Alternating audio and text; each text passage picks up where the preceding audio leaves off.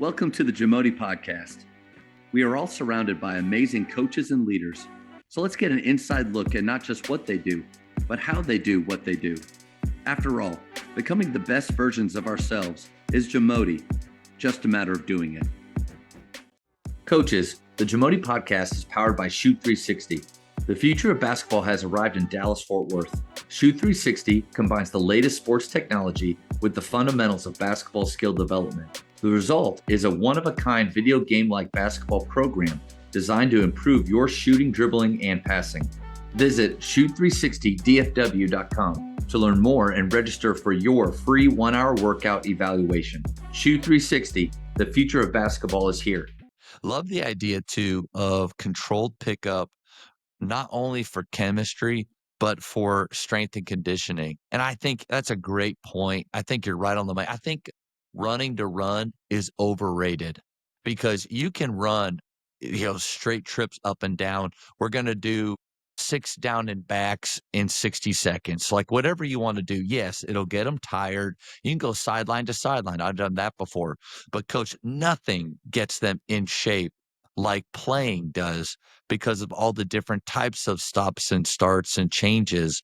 And so I think another reason why we should have more live play and full court games is for that strength and conditioning. Let's take just the running out. And that's just my opinion.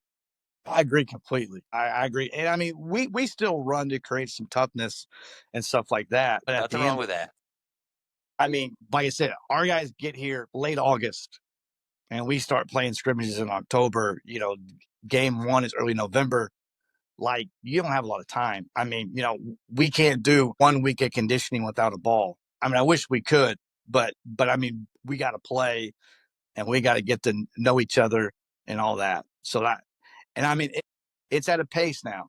I mean, you have a bar that you're trying to reach. If it's not quite as quick that day, or they're slower or sluggish or in a mood or something, we will scrap it and we'll just run. And they know that. Usually when that happens once, it doesn't usually happen again because they kind of know. Yeah. When you talked about recording everything, the live play that you're recording, statting, watching over, is that always with coaches directing and a part of it? Or is that even open gym style of pickup where guys are just getting together to play? Are you recording that also? Well, we record anytime that we're in the gym teaching. So, okay. So like, I mean, we'll play, this could be way out. We play, let's say, 40 games a week in pickup. Okay. We will record all those. And that's where we get the stats from those games. We don't record individuals or, 5-on-0 or anything like that. We just do it when it's played because, I think from our experience, guys will truly believe you if you record it. They will. And you have to tell them that, because, you can't hide from the film. And the film doesn't lie. Jim doesn't lie. So, you can say, oh, coach, I didn't go, 3 for 20 from 3 this week. Yeah, you did. Here's where it is. It's right here. So I've used it as like a teaching tool. And I think too, it, creates habits that kind of carry over. So when you start playing real games in November, you've kind of already talked about what's a good shot, what's a bad shot and all that. And they kind of know. And hey, buddy, I mean, you want to shoot threes? That's great. Well, I mean, you're 3 for 28 in the month of October. Like that's going to be hard to do. So I thought it's really helped us the last 3 years. I think it's really kind of set up the teaching process with it. It's gotten us ahead and it's kind of created just some ownership with it early on. Been in the college world since really 2006, TCU as a student assistant. So almost 20 years of experience. You've probably been around a lot of great coaches and leaders. What are a few characteristics of a great coach that you've seen? I think for me, I mean, I've been extremely blessed in my career, like to work for some really good guys and just completely different people, personalities, strengths, weaknesses, and like a lot of them are completely different, but they all are usually really good at one thing. Jim Christian at TCU was an unbelievable offensive coach. Spacing, passing, skill development was top notch. He was an unbelievable offensive coach. Going to Howard Junior College, working for Mark Adams, who I think is the best coach in the history of junior college. Coach is an unbelievable guy on the defensive end of the floor. And he creates a culture of playing hard. Steve DeMayo at Northwest Florida is an unbelievable. He relates to players, grows that relationship with them, and creates huge amounts of just love with his team. They're close. So I think with that, I think just a few things like that I've kind of observed with all the people that I've worked for is one, you got to be okay with conflict. You can't avoid conflict. You can't avoid it. And I think as humans at times, we like to avoid it. But I think guys, whether they want to admit it or not, they want structure. They want a plan. Like that's why they're here. And so I think you have to be okay with that. There's an old quote that says, like either you're coaching it or allowing it to happen. And I talk about that every day with our staff. I'm either coaching it or allowing it to happen. So, you have to be okay with conflict, too. And I think either you kind of have this or you don't. You have to have emotional intelligence. You got to be able to read your team and kind of read the situation. If you're amped up all the time on edge, I don't think your team's going to play great with that. So I think you have to be able to kind of identify what the pulse is of your team. What's the time of year with it? When do I really turn it on and off? We try to be a lot stricter early just so they kind of understand what the expectation is. So it's a lot harder early, and then they kind of understand, how we play. And then three, I think you got to be able to communicate. I think you got to have relationships. I think that's especially in today's world. You hear people say like, you can't, you can't coach the way that you used to. That's not really true, in my opinion. Like, I think you can still challenge them. I think they want that, but you got to have relationships with them, man. You can't just, act that, because they'll know. So I think communication is big, trying to talk to your players almost every day, whether it's about life or basketball, it really doesn't matter. So that's really three things that I've kind of learned in my career. There's a whole lot more, but that's kind of the three things at the top. No doubt there's a ton more, but I like that list of 3. But it's something you said early on, I jotted down here about being really good at one thing, and I wrote down identity.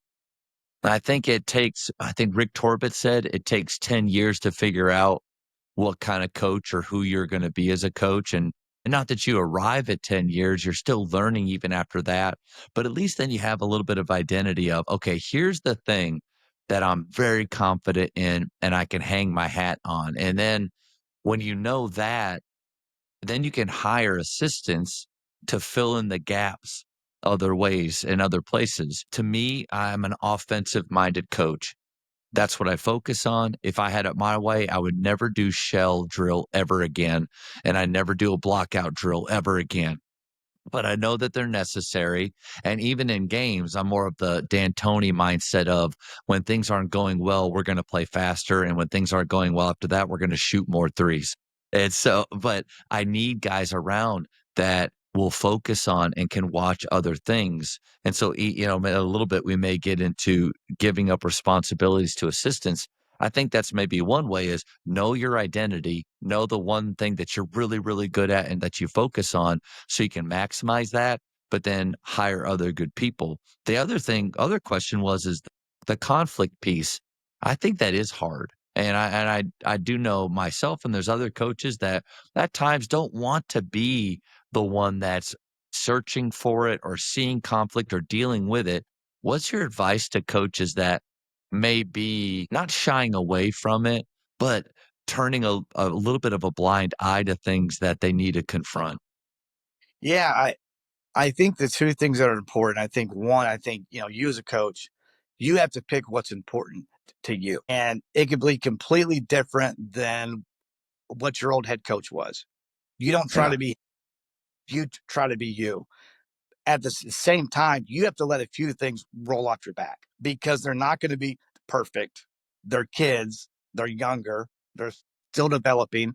This is a big transition, like we talked about. If you worry about everything, you're going to drive yourself crazy and your team's going to play tight, in my opinion. So as a coach, I think you got to pick 3 to 4 things that you really want to emphasize. And you're not going to bend on those things. It's the core of your program. It's the structure of your program. And that's who you are. And then on the rest of everything else, just trying to teach it and trying to mention it.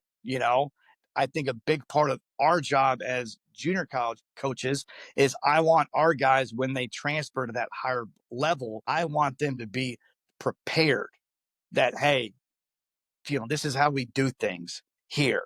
And it's not a culture shock. So I like to tell our guys in recruiting and throughout the year for that matter, hey, we're going to run our program like a 4-year program. Even though it's junior college, it's a 4-year program. And I have a huge responsibility with that because I want you to have a chance at the next level. So here's how they do it at the higher level. Here's how we're going to do things.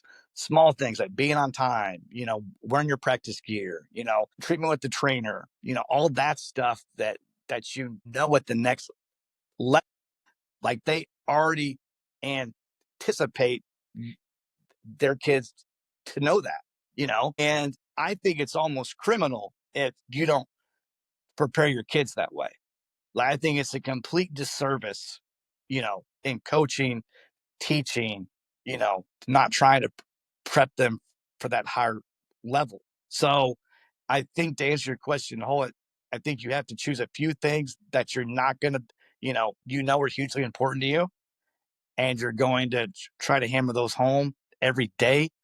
And then you're going to let a few other things kind of slide off your back. At the same time, you have to have a relationship with your players so you can bring them in and you can talk about those other stuff, but if you try to control every little thing, it's impossible. And it's really going to hurt the product, in my opinion. It's going to hurt your mental health. It's going to hurt your teams and everything like that. So I think choosing a few things is the way to go.